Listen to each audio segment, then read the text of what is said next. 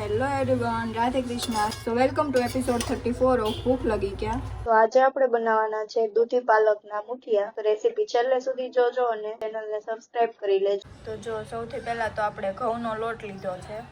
આટલો મેં અહીંયા ઘઉંનો લોટ લીધો છે અને હવે આપણે એમાં બાજરીનો લોટ નાખવાનો છે. બે ભાગનો અહીંયા મેં ઘઉંનો લોટ લીધો છે અને એની ઉપર એક ભાગનો આપણે બાજરીનો લોટ એડ કર્યો છે. ચણાનો લોટ એડ કરવાનો છે થોડો એવો. ચણાનો લોટ આપણે બાજરીના લોટથી અડધો લોટ આપણે ચણાનો લોટ લેવાનો છે. બે ભાગનો ઘઉંનો, એક ભાગનો બાજરીનો અને એનાથી અડધો ચણાનો. અને અહીંયા આપણે દૂધી ખમણીને લઈ લીધી છે, આદુ મરચાંની પેસ્ટ લઈ લીધી છે, લીલા ધાણા છે અને થોડી એવી લીલી મેથી લીધી છે અને બેઝિક મસાલા લીધા છે. અને લોટ આપણે બધો મિક્સ કરી દેવાનો છે. ખાવાનો સોડા લઈ લીધો છે અને આમાં આપણે પાલકની પ્યુરી લીધી છે. સૌથી પહેલાં આપણે એમાં હળદર એડ કરવાની છે, ત્યારબાદ ધાણા જીરું એડ કરવાનું છે સ્વાદ પ્રમાણે, થોડી એવી હિંગ એડ કરવાની છે અને લીલા મરચાં આપણે લીધા છે એટલે લાલ મરચું આપણે થોડુંક એડ કરવાનું છે. સ્વાદ પ્રમાણે મીઠું એડ કરવાનું છે અને મોણ માટે તેલ એડ કરવાનું છે. 2 પાવડા જેટલું તેલ એડ કર્યું છે. 2 ચમચી જેટલું આપણે દહીં એડ કરવાનું છે, પોચા થાય એ માટે. 2 થી 3, 4 ચમચી જેટલું. લીલા મરચાંની પેસ્ટ એડ કરવાની છે, મેથી એડ કરવાની છે, લીલા ધાણા એડ કરવાના છે, દૂધી એડ કરવાની છે. બધું મિક્સ કરી લેવાનું છે પહેલાં. ત્યારબાદ આપણે પાલકની પ્યુરી એડ કરવાની છે. એ રીતે મિક્સ કરી લેવાનું છે બધું. ઉપરથી આપણે ખાવાનો સોડા એડ કરવાનો છે. બધું મિક્સ કરીને થોડી એવી એમાં ખાંડ એડ કરવાની છે. 2 ચપટી જેટલી ખાંડ એડ કરી છે અને લીંબુનો રસ એડ કરવાનો છે. હવે થોડું પાણી નાખીને આપણે ડો તૈયાર કરવાનો છે. જો આ રીતે ડો રેડી થઈ જાય ત્યારબાદ આપણે ઉપરથી 1 પાવડા જેટલું તેલ એડ કરવાનું છે અને મસળી દેવાનું છે લોટને. પછી આપણે મુઠ્ઠી આ રીતે વાળી લેવાના છે ગોળ ગોળ. થોડોક એવો લોટ લેવાનો છે અને હથેળીની મદદથી આપણે આ રીતે દબાવવાના છે. અહીંયા મેં પાણી ગરમ થવા માટે પણ મૂકી દીધું છે. જો આપણે નીચે હોલવાળી પ્લેટ લીધી છે અને એમાં તેલ લગાવી દીધું છે ને બધા આ રીતે ગોઠવી દેવાનું. પ્લેટની નીચે આપણે પાણી ગરમ કરવા માટે મૂક્યું હતું ને આ રીતે મૂકી દીધા છે. એની ઉપર આપણે કાથરોટ ઢાંકી દેવાની છે અને બફાવા દેવાના છે. આપણા મુઠિયા થઈ ગયા છે. આ રીતે ચાકુ વડે ચેક કરી લેવાના છે. બફાઈ ગયા છે હવે મુઠિયા, તો આપણે કાઢી લેવાના છે હવે. તો હવે આપણે મુઠિયાનો વઘાર કરવાનો છે. તો એના માટે મેં લાંબી ચીરમાં કાંદા કટ કરી લીધા છે, કોબીજ લીધી છે, કેપ્સિકમ લીધા છે, લીલા ધાણા છે, ટોમેટો લીધા છે, થોડા એવા ગાજર લીધા છે, તલ લીધા છે અને અજમા લીધા છે અને થોડાક આપણે બેઝિક મસાલા એડ કરવાના છે.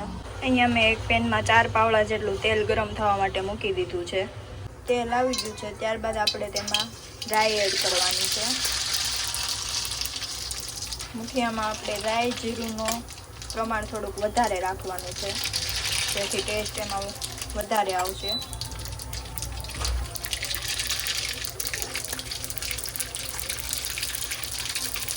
બધી રાઈ ફૂટી જાય ત્યારબાદ આપણે જીરું એડ કરવાનું છે.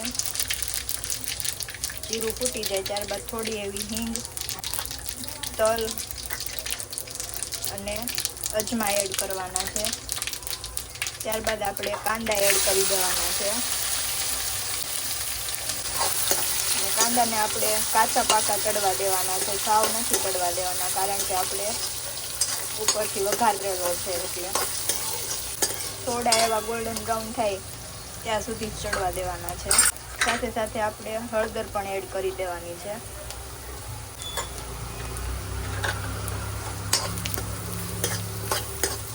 તો જો થોડા એવા ગોલ્ડન બ્રાઉન થઈ ગયા છે હવે આપણે તેમાં કોબીજ એડ કરવાની છે. બરોબર મિક્સ કરી દેવાનું છે.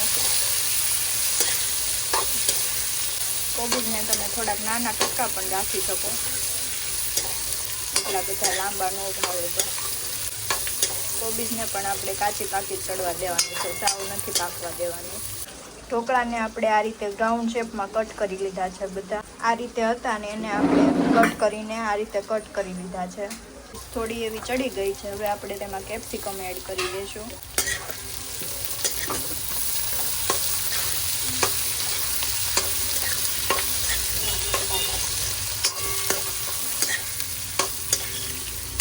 કેપ્સિકમ થોડા પોચા થાય ત્યાં સુધી ચડવા દેવાનું છે બધું. હવે આપણે આમાં થોડા એવા ગાજર કટ કર્યા હતા એ અને ટોમેટો એડ કરી દેવાના છે.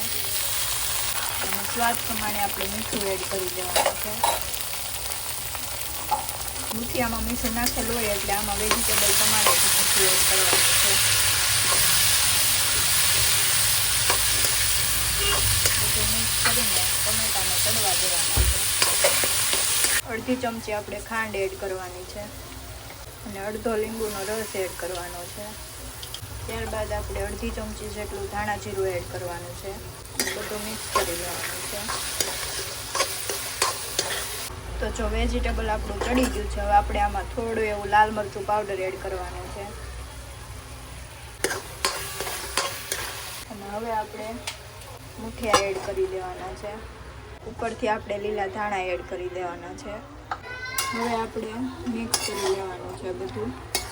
તૈયાર છે આપણા દૂધી પાલકના મુઠિયા ઢોકળા. જો રેસીપી ગમી હોય તો લાઈક, શેર, કમેન્ટ અને સબસ્ક્રાઇબ કરવાનું ભૂલતા નહીં. રાધે કૃષ્ણ.